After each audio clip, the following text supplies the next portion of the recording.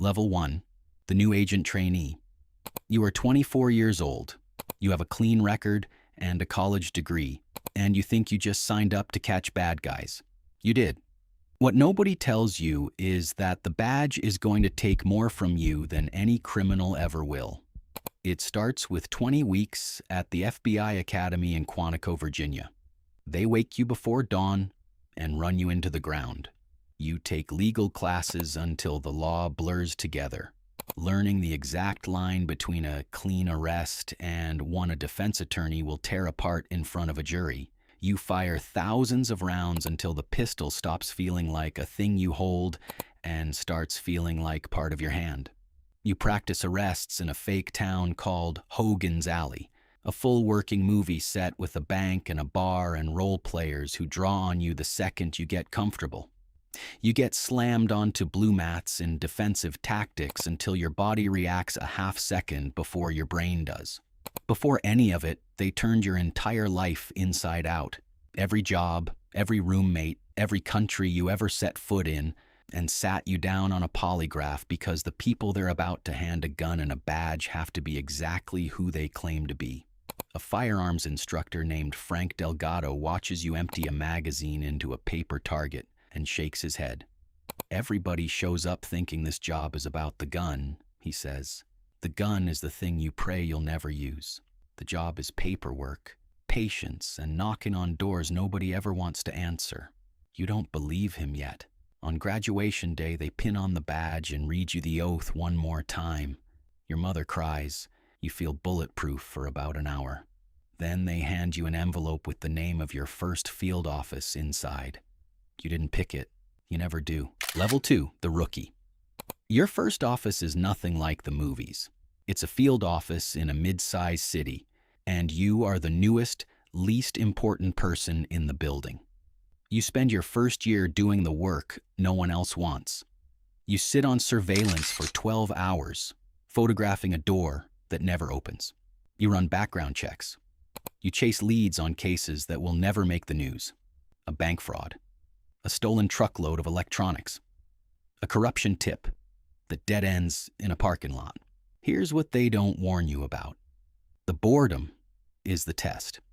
The real skill nobody mentioned in the classroom is learning to sit still, stay awake, and stay ready through the 99th hour when nothing has happened. Because it is usually the hour something finally does. A veteran agent named Ruth Callahan takes you under her wing, mostly because someone has to. 19 years in, she has the tired patience of a person who has heard every excuse a human being can invent. You want the secret? She says, eating a sandwich in a car that smells like old coffee. There is no secret. You show up, you write it down, you do it again tomorrow. The ones who quit thought it would feel like the trailer. Your first real arrest is a middle-aged accountant who starts crying the second the cuffs click shut. You don't sleep that night. You are starting to understand that the badge doesn't make you a hero. It makes you the person who ends other people's lives as they knew them, and then drives home and eats dinner. Level 3, the case agent. After a few years, you get a case of your own. Not a lead sheet, not a favor for a senior agent, but your case, with your name at the top of the file. And it's a real one. A man moving money he shouldn't have, tied to people who hurt others to keep it moving. You build it the way Callahan taught you. Subpoenas, bank records, a wiretap that takes weeks of paperwork to approve, and months of listening to produce one usable sentence. Your supervisor, a heavy-set man named Ed Barnes, reminds you every week that a case is not won in a raid. Anybody can kick a door, he says, tossing your affidavit back across the desk. The case is won at 2 a.m. at a desk when you find the one transaction that ties him to the thing he'll swear on his mother he never did. Then comes the day you testify for the first time. You wear your only good suit and let a defense attorney try to make you look like a liar for 3 hours. You win. The man goes away for a long time. You watch his family file out of the courtroom without looking at you, and it lands for the first time that closing a case doesn't just end a criminal. It ends a father, a husband, an entire small world that once revolved around a man you spent 2 years proving was a lie. And you feel something you can't quite name, not joy. Something quieter and colder than that. It's the same year your wife starts asking why you're never home. You tell her the case is almost over. There is always another case. Level 4, Undercover. Someone from a specialized squad asks if you'd work undercover, and you say yes before you finish thinking it through. They give you a new name, a new history, a car registered to a person who does not exist. You spend months becoming someone else, his habits, his story. The lie learned so completely, you stop having to think about it. You buy things you shouldn't from people who would kill you the instant they understood who you really are. You sit across a table from a man counting cash and laugh at his jokes, and you mean the laugh. And that is the part that keeps you awake, not the fear, but how easily the second face slides on. Your handler, an agent named Diane Cho, meets you in parking garages and empty diners just to make sure you're still yourself. The danger isn't getting shot, she tells you across a sticky table. The danger is forgetting which one is the act. The ones who are really good at this scare me because it means the lie fits a little too well. You can't tell your wife where you go. You miss your daughter's birthday and invent a reason. One night, a man you've spent 6 months befriending holds your eyes one beat too long, and you drive home and sit in the dark, wondering if tomorrow is the morning it all comes apart. It doesn't. But something in you has already shifted, and it does not shift back. Level 5, the task force. You get pulled onto a joint task force. Organized crime, a cartel pipeline, a cell a dozen agencies have circled for years. This is the big leagues. The wiretaps fill a room with voices. The surveillance photos fill an entire wall. You learn a target's whole life, where he eats, who he loves, the exact hour of the night he finally lets his guard down. You run threads for a year before the takedown. Then raids in 3 states timed to the same morning so nobody can warn anybody else. You're up at 3 a.m. in a parking lot full of vehicles with their engines off, watching your own breath in the cold, waiting for a single word over the radio to turn a year of paperwork into 90 seconds of doors, shouting, and hands going up. It works. It almost always works. But this is the level where the job stops being abstract. Your partner, a younger agent named Danny Ruiz, takes around serving a warrant on a house everyone swore was empty. You do every single thing your training taught you.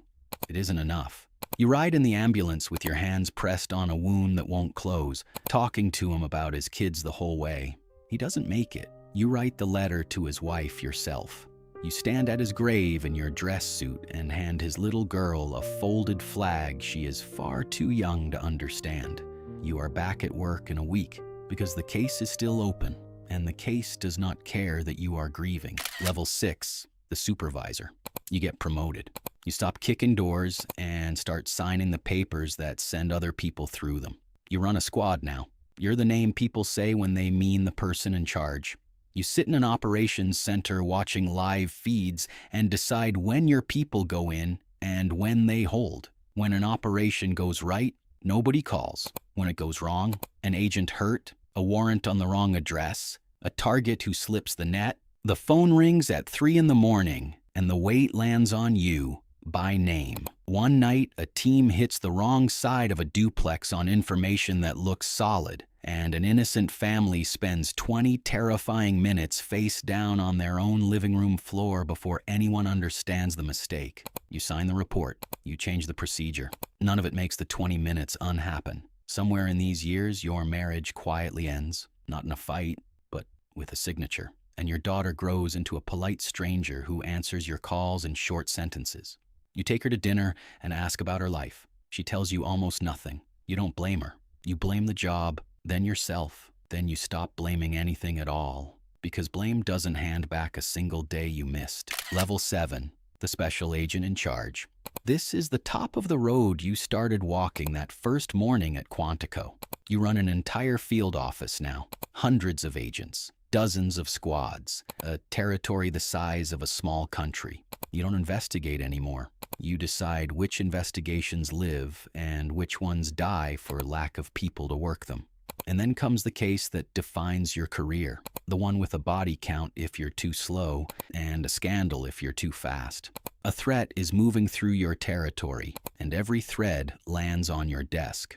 You sit in the command seat for 72 hours straight, running on coffee and instinct, moving people across a map while the clock runs down.